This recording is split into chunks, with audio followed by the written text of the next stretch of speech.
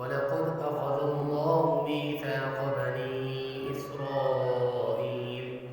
وبعثنا منهم 12 نقيبا وقال الله إني معكم لئن أقمتم الصلاة وآتيتم الزكاة وآمنتم برسلي وعزرتموهم وأقرضتم الله قرضا حسنا لأكفرن عنكم سيئاتكم ولأدخلنكم جنات تجري من تحتها الأنهار فمن كفر بعد ذلك منكم فقد ضل سواء السبيل فبما نقضهم ميثاقهم لعناهم وجعلنا قلوبهم قاسية يحرفون الكلم عن مواضعه ونسوا حظا مما ذكروا به ولا تزال تطلع على خائنة منهم إلا قليلا منهم فاعف عنهم واصفح إن الله لا يحب المحسنين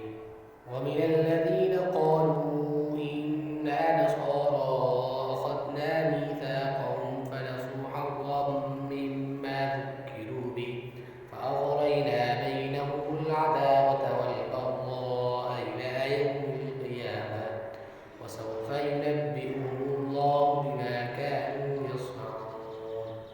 يا أهل الكتاب قد جاءكم رسولنا يبين لكم كثيرا مما كنتم تخفون من الكتاب ويعفو عن كثير قد جاءكم من الله نور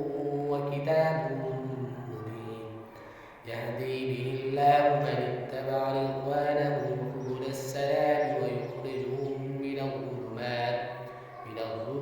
إلى النور بإذنه ويهديهم إلى صراط مستقيم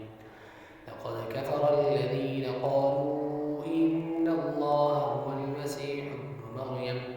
قل فمن يملك لكم من الله شيئا إن أراد أن يهلك المسيح ابن مريم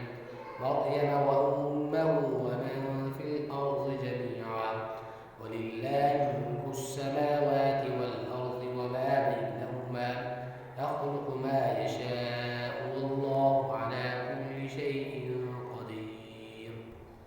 وقالت اليهود والنصارى نحن أبناء الله وأحباؤه قل فلم يعذبكم بذنوبكم بل أنتم بشر ممن خلق يغفر لمن يشاء ويعذب من يشاء ولله ملك السماوات والأرض وما بينهما وإليه المصير يا أهل الكتاب قد جاءكم رسولنا يبين لكم على فترة من الرسل أن تقولوا ما جاءنا من بشير ولا نذير فقد جاءكم بشير ونذير والله على كل شيء قدير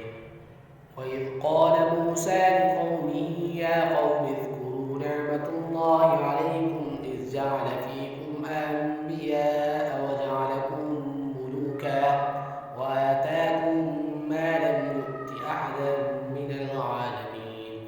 يا قوم ادخلوا الأرض المقدسة التي كتب الله لكم ولا ترتدوا على أدباركم فتنقلبوا خاسرين قالوا يا موسى وإنا لن ندخلها حتى يخرجوا منها فإن يخرجوا منها فإنا داخلون قال رجلان من الذين يخافون أنعم الله عليهم ادخلوا عليهم الباب فإذا دخلتموه فإنكم غالبون وعلى الله فتوكلوا إن كنتم مؤمنين قالوا يا موسى